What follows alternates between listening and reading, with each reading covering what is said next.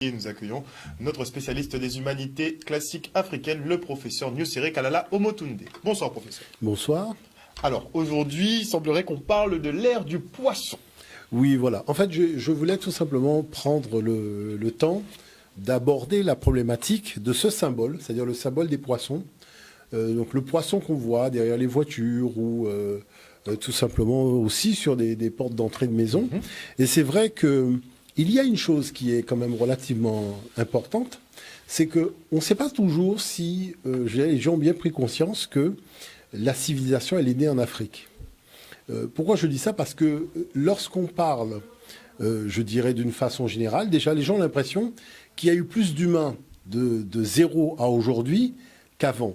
Il faut savoir que non, il y a eu plus d'êtres humains depuis la création du premier humain jusqu'à l'année zéro arbitraire des Occidentaux. Il y a eu beaucoup plus de choses qui se sont déroulées parce que le temps, il est immense. Si on prend comme base l'apparition de l'homme aux alentours de 350 000 ans, le fait que le premier humain africain s'installe en Europe aux alentours de 35 000 ans, donc on voit bien que les la deux, distance... 2000 années... Vraiment. C'est-à-dire que on dit oui, l'humanité n'a jamais été aussi nombreuse. Qu'est-ce qu'on en sait? On n'a pas recensé les hommes et les femmes qui vivaient avant. Bon, d'autant plus que à cause du calcul de l'intensité démographique qu'a représenté au niveau de la mortalité le commerce négrier, la colonisation et la colonisation d'une façon générale des pays du Sud, vous comprenez bien que les comptes seront toujours hors taxe, jamais TTC. Parce que le but du jeu, c'est de ne jamais avouer combien d'humains sont morts en réalité. On voit quand même qu'on a une approche, par exemple, pour l'Amérique du Sud, où on voit qu'en l'espace d'une cinquantaine d'années, vous avez plus de 50 millions de personnes qui disparaissent. Donc on voit que les choses sont quand même relativement sérieuses. C'est pour cette raison qu'on ne peut pas, je dirais, partir du principe qu'il y a eu plus d'humains depuis le zéro arbitraire des Occidentaux par rapport à avant. Par contre, c'est vrai qu'il y a de quoi se poser un certain nombre de questions. Je voulais montrer le premier document pour ouvrir un petit peu la séquence de réflexion. C'est une image, si on peut montrer l'ouvrage, que je puisse la commenter. Alors la première image, s'il te plaît. On va voilà la toute première image, qui est cette symbolique du poisson qu'on a rattaché, voilà, cette première image qu'on a rattachée au christianisme. Donc, le Jésus-Christ, Dieu, Fils Sauveur, donc fait référence à la tradition grecque.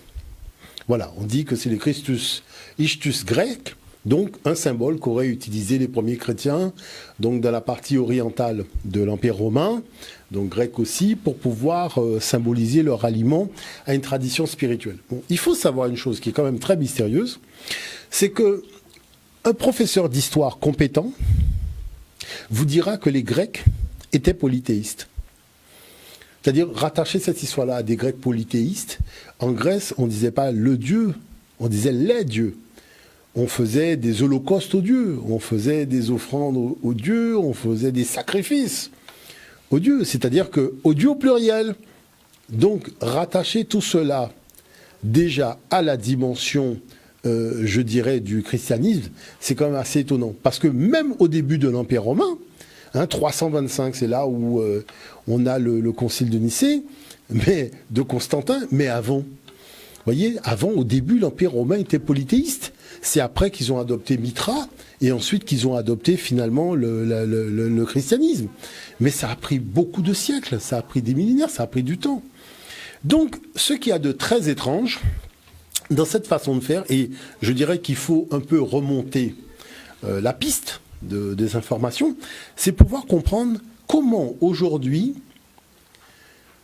une personne d'ascendance occidentale arrive devant une personne d'ascendance africaine et lui raconte un certain nombre de choses en jouant sur le fait que, comme c'est lui qui détient les annales historiques de l'humanité, il a caché une partie, et une grande partie de l'histoire de l'humanité à cette personne d'ascendance africaine, puisqu'il ne faut pas oublier que les grandes bibliothèques, Alexandrie, tout ça, ont été brûlées par les Occidentaux. Et à partir de là, il vient raconter quelque chose qui n'est justifié ni par l'archéologie, ni par la traduction des textes anciens. Donc ça veut dire que on prend tout simplement d'assaut l'intelligence de l'humanité et aussi tout simplement les territoires des différents peuples sur la base d'une histoire qui n'a jamais existé et qu'on a empruntée à la dimension africaine. Alors la chose, c'est tout simplement de remonter la piste. On s'aperçoit que aujourd'hui, on parle donc d'ère du taureau, on parle d'ère du bélier, on parle d'ère donc des poissons, mais la chose, c'est que l'ère du taureau, la civilisation africaine est la seule à l'avoir connue. C'est-à-dire que quand on a représenté Dieu sous la forme d'un taureau, il n'y avait personne d'autre que nous. Bon. Après, arrivé à l'ère du bélier, on va représenter Dieu sous la forme du bélier. Donc, à l'ère du taureau, le fils de Dieu, c'est le veau. À l'ère du bélier, le fils de Dieu, c'est l'agneau. Et on va basculer dans le poisson. Et cette période du poisson, c'est la précision des équinoxes, ça dure 2150 ans. Donc, ce qui est très étrange, et qui est logique à la fois, c'est que on présente la réalité aux individus comme étant une réalité qui a toujours été. Sauf que lorsqu'on prend la dimension de l'entrée en scène de ce personnage qu'est le Jésus chrétien, on est très étonné de voir que c'est quelque chose qui est relativement récent. Il n'y a pas d'antériorité.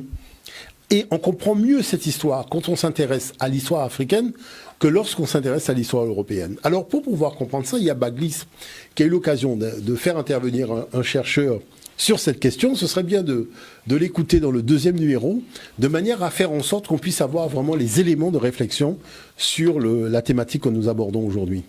On part pour le deuxième document, Jordan. Donc nous sommes aujourd'hui dans l'ère, à la fin de l'ère des poissons. L'ère des poissons, en fait, a succédé respectivement à l'ère du bélier, qui a correspondu au début du monothéisme, et l'ère du bélier elle-même a succédé à l'ère du taureau, le culte du bœuf Apis, enfin le culte de la déesse mère, qui correspond donc au début de ce Kali Yuga. Aujourd'hui, nous sommes à l'extrême fin de l'ère des poissons, dont on peut considérer qu'elle a correspondu à l'avènement du christianisme, puisque, je le disais précédemment, le Christ est associé aux poissons, non seulement au signe des poissons, de par les valeurs même du christianisme, mais aussi au poisson lui-même, puisque son nom en anagramme correspond donc à ichthyios, le poisson en grec. Nous sommes donc, bien sûr, à la veille de l'ère du Verseau, mais le passage de l'ère des poissons à l'ère du Verseau n'est pas simplement le passage d'une ère à une autre. En fait, c'est la fin, pour ce qui est des poissons, de l'âge de fer, et le début d'un nouvel âge d'or. Donc nous sommes bien à la fin d'un Manvantara qui durait depuis les débuts de l'humanité, donc 64 800 ans. Tout semble indiquer, selon Guénon et selon ce que nous pouvons observer 60 ans après sa mort, puisque justement cette notion de progrès ne peut pas être portée très loin encore, nous sommes bien donc à la fin d'un cycle dont on se demande comment elle pourra se passer. Est-ce qu'il y a fin de l'humanité de manière pacifique, c'est-à-dire une mutation, par exemple génétique, qui pourrait se faire?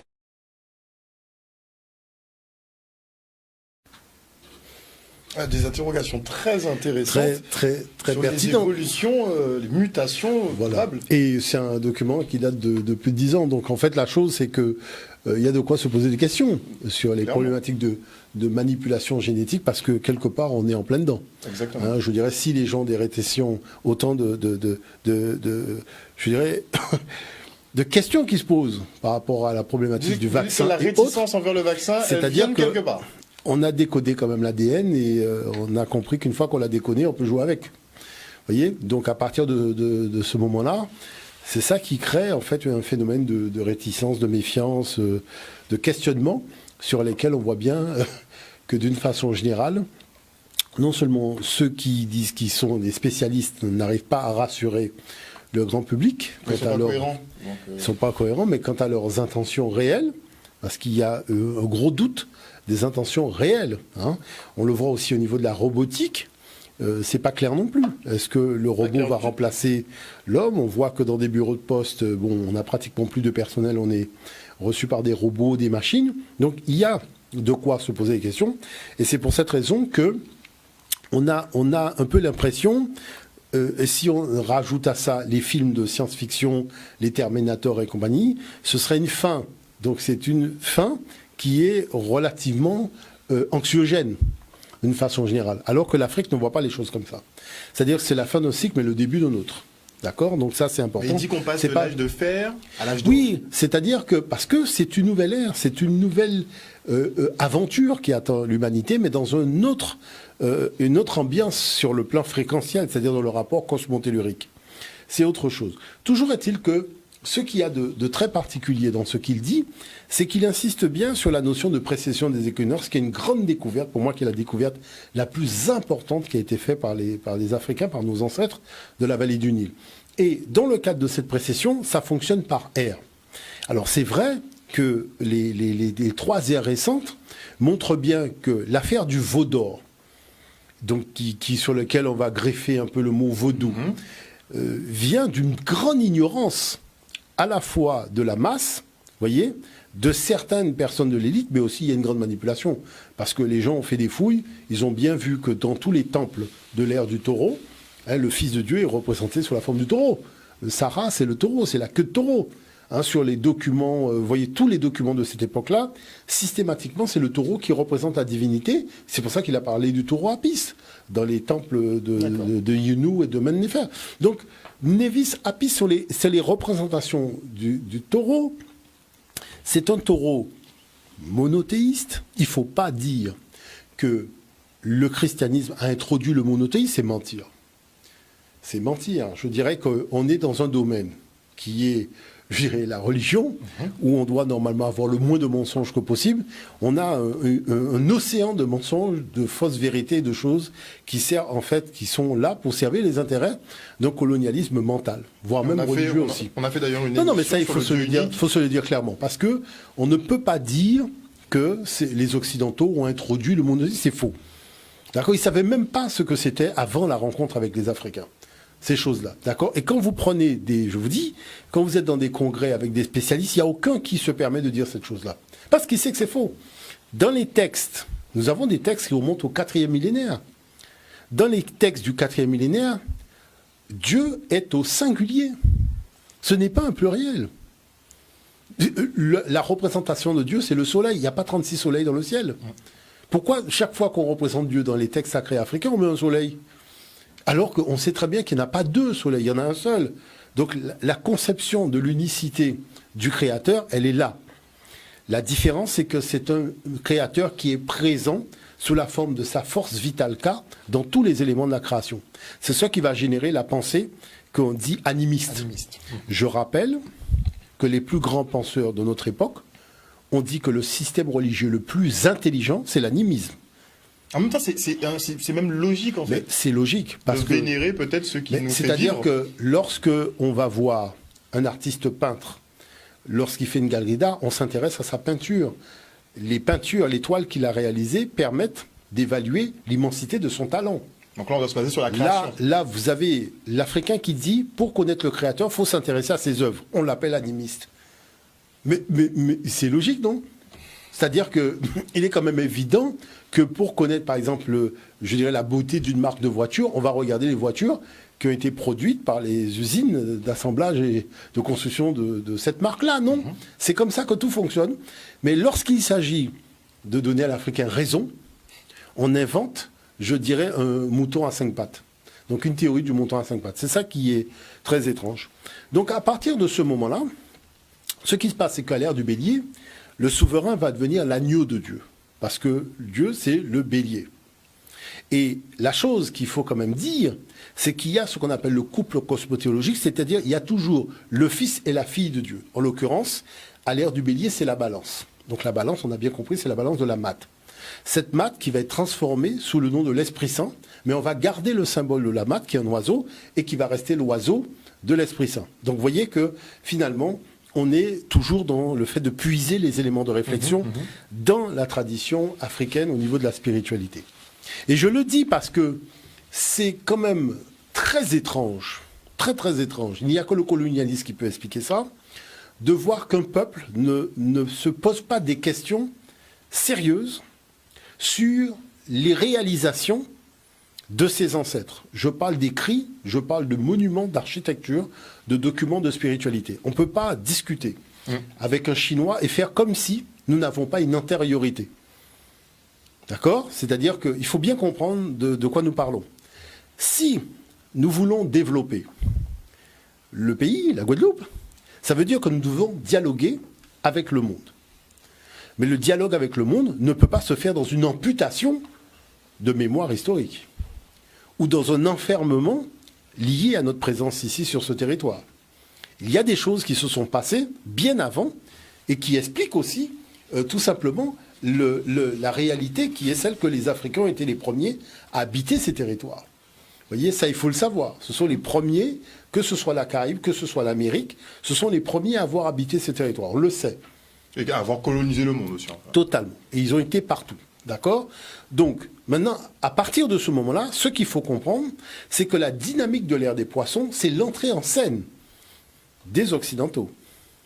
Et l'entrée en scène des Occidentaux, ce sont des nomades, ils n'ont pas de savoir, donc ils vont chercher tout simplement à se connecter à des sociétés et des civilisations sédentaires pour récupérer du savoir. C'est pour ça que leur démarche, regardez bien, c'est de s'intéresser aux bibliothèques. Il s'est avéré qu'au niveau de la Grèce antique, de la Rome antique, les bibliothèques étaient fantomatiques.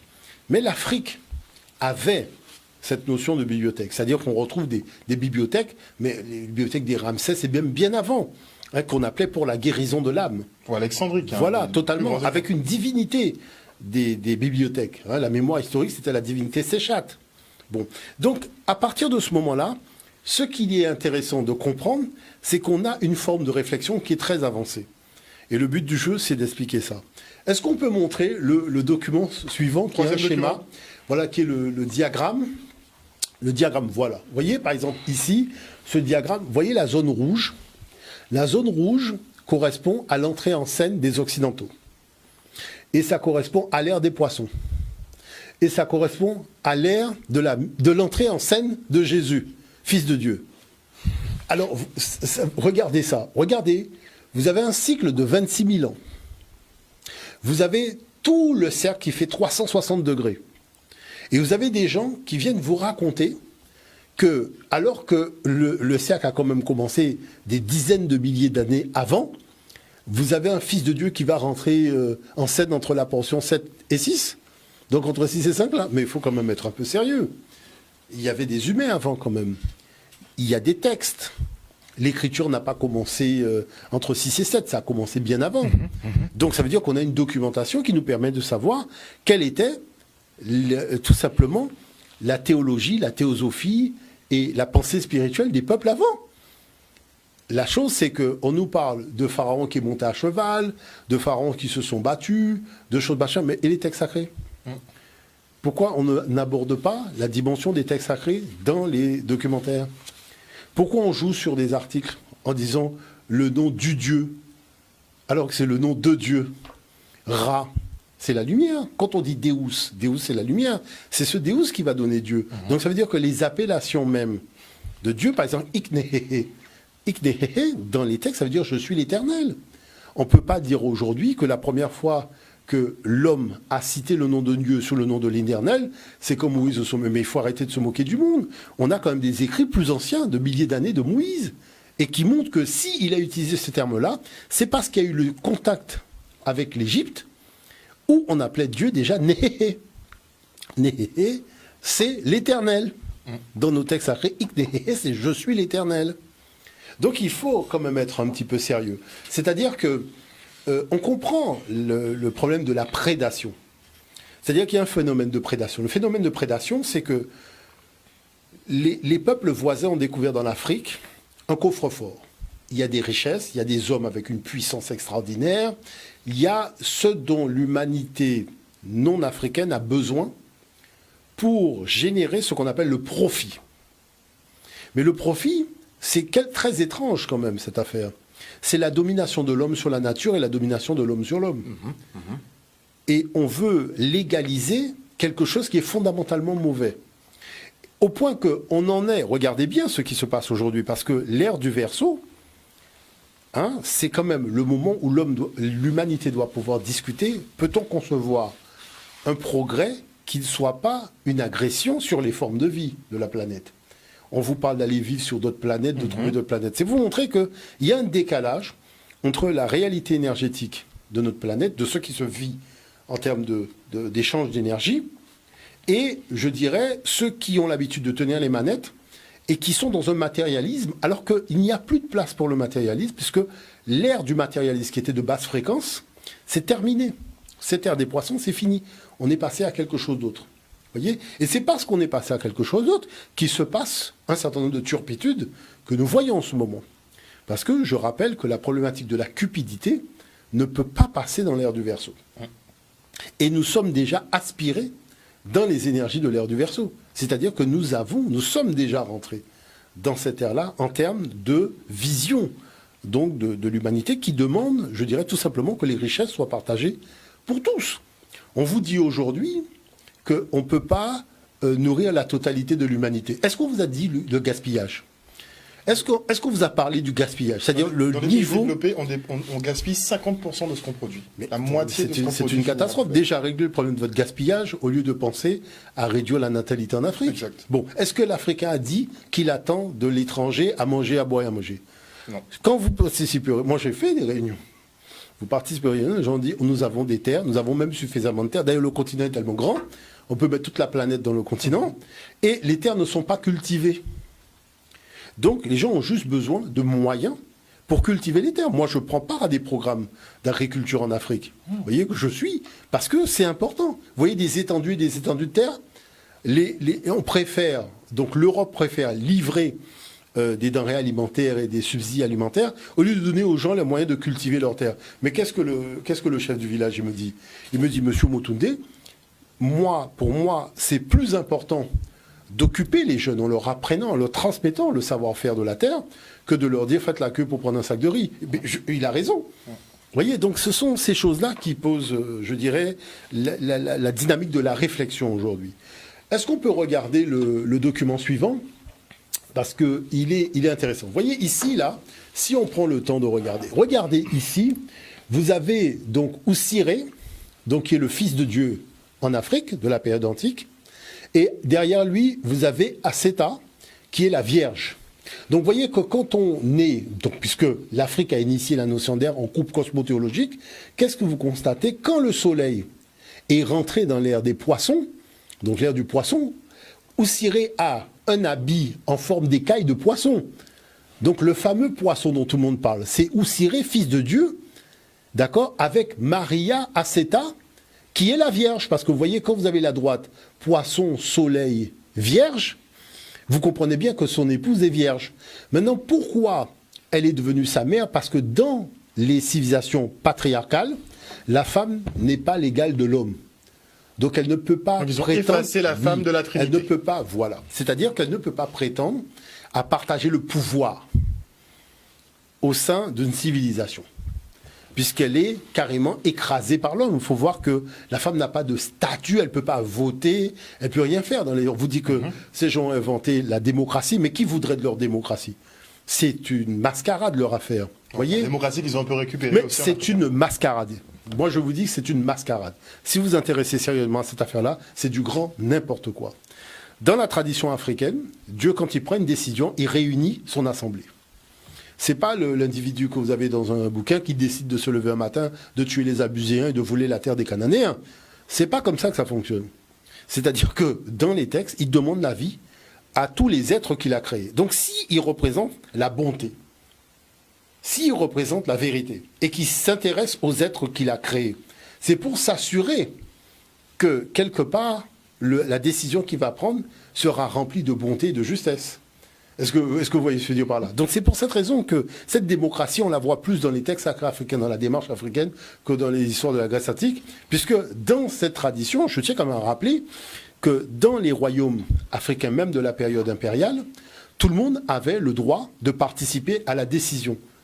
D'accord? C'est-à-dire que tout le monde, tous les niveaux, toutes les classes, tout le monde pouvait y participer, même ceux qui n'étaient pas issus de cette civilisation-là, qui étaient des civilisations annexes, qui avaient agressé, donc qui s'étaient retrouvés annexés, d'accord, donc qui étaient privés d'un certain nombre de choses, de la capacité de gérer leur royaume, puisque le royaume a été annexé, eh ben, ces gens aussi avaient le droit de participer.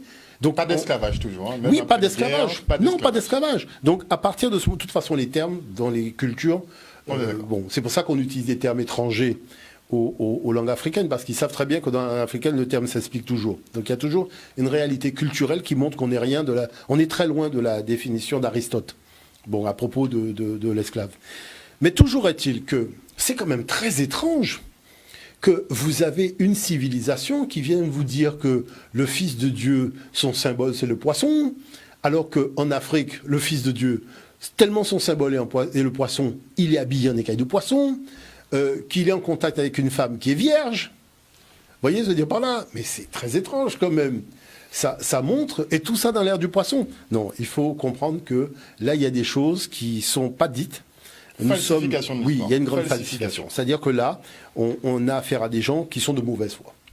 Mais la chose, c'est que non, c'est-à-dire que la chose, c'est que ça sert à rien aujourd'hui de dire à une certaine catégorie de personnes, non, franchement, vous mentez. Vous voyez, vaut mieux leur dire carrément, le tour de magie, on sait comment il fonctionne. C'est-à-dire, c'est plus la peine d'essayer, on sait comment il fonctionne. Vous voyez, regardons le document suivant, parce qu'il est tout aussi intéressant. Dans le document suivant, vous avez ici une stèle, et qui vous dit Itmut, d'accord? Donc, Itmut dit Or, je suis la mère d'Héru. Héru, c'est le fameux être divin né le 25 décembre par conception virginale, donc la fameuse Immaculée Conception. Je suis l'épouse, d'accord, donc l'épouse du Fils de Dieu, donc je suis la fille de Dieu, et je suis la divine Vierge. Je suis la divine Vierge, c'est-à-dire que, qu'est-ce que vous constatez? Cette Maria Aseta, donc je rappelle que Marie, c'est un nom de l'Égypte, qui veut dire aimer, Marie Amon, Mary Amon, d'accord? Donc ça veut dire aimer du Dieu Amon, Dieu aimer d'Amen. C'est-à-dire Amen, c'est le nom de Dieu. Quand les gens terminent, ils disent Amen, ils retournent à la maison. Il faut quand même se dire les choses. Amen ne veut pas dire ainsi soit-il. Parce que dans les textes théosophiques africains, ainsi soit-il, c'est Iret Mikreper. C'est-à-dire que quand le texte rituel est terminé, vous avez la formule Iret Mikreper. Iret Mikreper, ça veut dire ainsi soit-il. Donc on transforme Amen, qui est le nom qui contient la puissance ontologique du créateur, en ainsi soit-il, pour que les gens ne comprennent pas qu'en fait on les ramène à la maison, on leur ramène au quartier général de la théologie de l'humanité, du monothéisme. D'accord? Mais oui, il faut comprendre la chose, parce que les gens inventent des histoires dormir debout. On a dit dans l'histoire de l'humanité, il faut bien comprendre les choses, plus souvent le mot Amen que le mot Dieu, ou les mots Yahvé et compagnie. Les gens ne se rendent pas compte que vous avez une civilisation qui a duré 5000 ans. Pendant 5000 ans, vous avez des millions d'individus qui ont répété Amen pendant des milliers de fois dans la journée. C'est écrit sur tous les murs des temples d'Égypte. Donc les 2-3 individus qui arrivent aujourd'hui, qui disent Amen là, mais ils sont vous comprenez ce que je veux dire par là? Très clair. Ils sont déficitaires par rapport à l'Afrique. Parce que l'Afrique a la paternité de ces mots, et ces mots ont été vocalisés dans l'air plus densément en Afrique qu'en Occident. Vous voyez? Donc ça, il faut bien le comprendre. Donc à partir de ce moment-là, voilà que rentre en scène, parce que ça fait beaucoup là quand même, une femme qui serait vierge, qui serait en relation avec le Fils de Dieu, et on a la même chose dans l'Antiquité africaine. Et qu'est-ce qu'on constate? Le monde grec, par l'intermédiaire d'Alexandre le Grand, en 332, a été en contact avec le monde africain. Sauf que ce qui est très étrange, les Occidentaux ont toujours imposé leur système. Mais là, ils n'ont pas imposé leur système. Ils n'avaient pas de système. Donc qu'est-ce qu'ils ont fait? Ils ont tout simplement délocalisé le système théosophique africain chez eux. en créant des sérapies, c'est-à-dire en blanchissant les divinités de l'Égypte, et en ayant des Homères, en ayant des Orphées, en ayant des individus comme ça, qui vont tout simplement reprendre à leur compte les histoires et les légendes de l'Égypte ancienne pour inventer la mythologie grecque.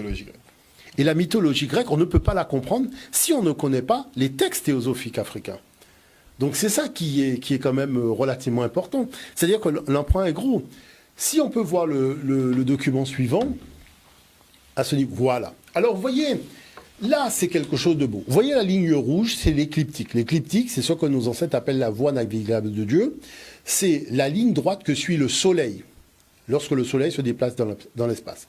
Et vous voyez la constellation des poissons, c'est 2 poissons. Donc vous avez un poisson qui se dirige vers la ligne rouge, donc qui est le poisson qui va vers l'écliptique. Et vous avez un poisson qui prend l'écliptique à perpendiculaire, donc qui se dirige vers le nord. Dans la théologie africaine, c'est que quand l'humain décède sur Terre, il commence par suivre le poisson qui se dirige vers le nord, puisque le nord, c'est le lieu où se situe le tribunal du Fils de Dieu. Donc c'est pour ça que le tribunal d'Oussiré, dans nos textes, se trouve au nord. Donc c'est la direction que prend l'âme terrestre de l'individu. Une fois que l'individu a été justifié, c'est-à-dire reconnu comme une sainte personne, dans notre dialectique c'est Makrérou, quand il est reconnu comme une Makrérou, qu'est-ce que va faire maintenant l'esprit de cet individu? Eh bien, l'esprit de l'individu va se diriger vers le 2e poisson, qui est le long de l'écliptique. Et pourquoi il se dirige vers le 2e poisson, qui est le long de l'écliptique? Parce que le Créateur, Dieu, le Deus, qui est sous la forme du disque solaire, nos ancêtres le voyaient dans sa barque, eh bien c'est dans sa barque qu'il met tous les ressuscités d'entre les morts au petit matin. C'est-à-dire au petit matin, lorsque la barque passe, eh bien, tous ceux qui sont ressuscités d'entre les morts montent dans la barque. Donc c'est pour ça que dans la théologie africaine, on dit que les âmes divines, célestes, sont sur les berges de la voie navigable, attendant qu'arrive la barque du Seigneur, créateur de l'univers, afin de pouvoir monter dans sa barque. Et c'est une fois monté dans sa barque qu'ils deviennent les Hakou. Les Hakou, ce sont les béatifiés. Vous voyez, les béatifiés, parce qu'ils sont conduits au paradis dans la barque du Créateur. Donc, vous voyez quand même une chose qui est extraordinaire. Vous ne pouvez pas me dire que lorsque vous êtes en train d'élaborer le Sir Zavata du christianisme, vous ne commencez pas à puiser dans ces éléments-là. Donc c'est pour ça que vous retrouvez dans la Bible que oui, on vous dit même dans la Torah que l'âme du défunt monte vers le nord, où est le lieu du tribunal. Il faut voir la chose. C'est-à-dire toujours des coïncidences. C'est-à-dire que les gens ont pillé les textes théosophiques des Africains, ils ont repris ça à leur compte, ils viennent dire maintenant que les Africains étaient polythéistes, qu'ils ne connaissaient pas Dieu, qu'il faut évangéliser ces gens-là, alors que l'écriture africaine s'appelait Medunetcher, qui veut dire la parole de Dieu. Vous avez des gens qui vous disent, oui, je suis église de ci, église de ça, témoin de ci, témoin de ça. Tout le monde est témoin du mensonge, en fait, en réalité. Parce que personne ne défend la vérité. Moi, ce que je constate, c'est que personne ne veut défendre la vérité. Vous avez des fouilles archéologiques, vous avez des datations, vous avez des stèles, vous avez des monuments, vous avez des pyramides, vous avez des auteurs occidentaux qui ont témoigné de l'emprunt africain. Vous avez des auteurs sémites qui ont témoigné de l'emprunt africain. Et tout le monde vient se conforter, à se bercer dans la tradition colonialiste qui a associé l'image de la vérité avec l'Empire romain colonialiste. Mais quand même, tout le monde sait que l'Empire romain était colonialiste. C'est pas là que vous allez témoigner de la vérité. C'est pas au sein d'un empire colonialiste que vous allez venir parler de vérité. Vous déménagez si vous êtes sérieux. Mais si vous êtes dans l'organisation du grand spectacle du mensonge, effectivement, vous trouvez normal d'être là parce que c'est la puissance. Donc, c'est-à-dire, vous alliez aux puissants sans avoir la possibilité de faire jouer les valeurs de la morale. Et c'est pour ça qu'on se retrouve avec des années, des siècles de l'histoire de l'Europe. Il n'y a aucune morale dans l'histoire de l'Europe. Mais comme l'Europe tient la machinerie médiatique, comme elle paye ses historiens pour raconter des histoires à dormir debout, et comme on n'a pas créé de département d'études africaines, donc il n'y a pas de débat dans les universités, vous avez des gens qui règnent en maître sur l'art de raconter des histoires à dormir debout aux gens, parce qu'il n'y a pas d'opposition pour les ramener à la vérité. On ment, on organise des escroqueries à grande échelle, et on ne dit pas aux gens la vérité. Maintenant, regardons le document suivant, parce que c'est quand même important de pouvoir voir les choses quand elles sont dites, simplement. L'ensemble architectural fut château moyenâgeux, puis demeure seigneuriale, passant de main en main, mais conservant toujours sa Vierge Noire. Une statue ramenée, paraît-il, du temps des croisades, un sieur de Tournon. Enfin, celle-ci n'est plus qu'une copie. 500 ans tout de même, la Vierge prenant alors la place d'un culte matriarcal très ancien. Les Vierges Noires ont succédé aux déesses païennes qui étaient déjà adorées dans ces lieux. C'était ici un site païen. Et on adorait ici la déesse Isis, qui était une déesse noire. Et si Notre-Dame-des est aujourd'hui au cœur de ce site, le lieu garde par lui-même une attractivité très forte. Simplement, le fait de se promener en ce lieu permet de trouver une paix. La grâce de ce lieu est une grâce de paix, un cadeau de paix. Reste une notoriété qui fait qu'on se marie beaucoup sous les yeux de la Vierge. 17 mariages cet été à Notre-Dame-des. Et donc ils adoraient la Vierge déesse Noire. Isis. Bon, alors, vous voyez que tout ça nous ramène au point de départ. C'est-à-dire qu'on vous fait croire que des individus auraient, dans l'ancien temps, pris un symbole africain pour adorer un dieu blanc. Maintenant, quand vous allez dans les lieux donc, qui représentent des constructions, qu'est-ce qu'on vous dit? C'est pas nous qui parlons eux-mêmes. Hein. Ils disent non, elle est noire parce qu'elle représente la mère de Dieu noire, puisqu'elle vient du continent africain, c'est la déesse Isis. Donc vous voyez, on en revient au problème du mensonge initial. C'est-à-dire que les gens savent bien que c'est nous qui avons essayé de pacifier les Occidentaux dans leur démarche un peu belliqueuse, et le monde noir n'a fait que ça, à travers la spiritualité, les arts, la musique et compagnie, les Jeux Olympiques, tout ça, nous avons essayé de pacifier les Occidentaux. Les Occidentaux rigolent. Mais si le monde noir n'était pas là pour les pacifier, les calmer quelque peu, mais les gars auraient fait des niveaux de guerre, on serait à la 10e guerre mondiale. Hein.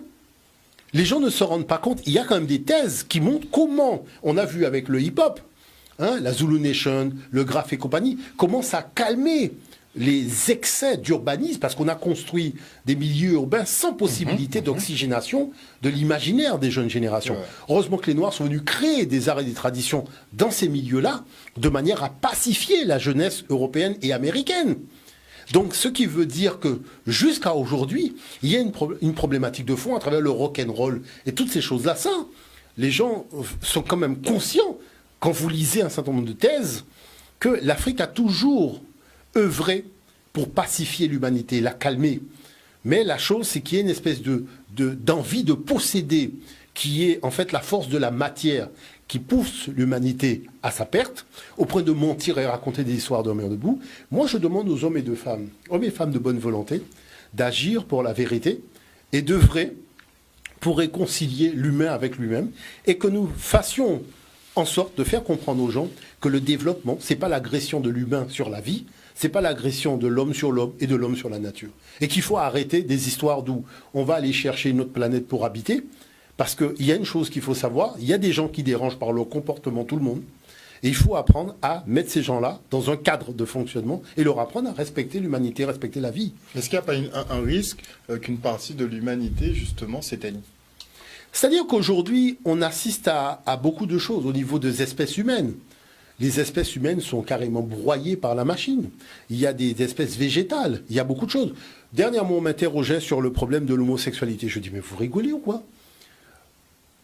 Tyson Baynes, qui est le spécialiste mondial des pesticides, il a montré qu'il y a des poissons homosexuels, il y a des crapauds homosexuels, il y a toutes sortes de trucs homosexuels. Mais pourquoi ? À cause des pesticides. On met du bisphénol, on met des oestrogènes, des trucs, des molécules féminines dans la nature, ça va dans les nappes phréatiques. Tous les animaux qui fréquentent la... Mais je peux vous montrer ça. On vous dira que bien avant... L'INA, les Français, à travers l'INA, ont été interviewés ce monsieur, et ce monsieur a montré les preuves de crapauds hermaphrodites et de toutes sortes d'animaux hermaphrodites.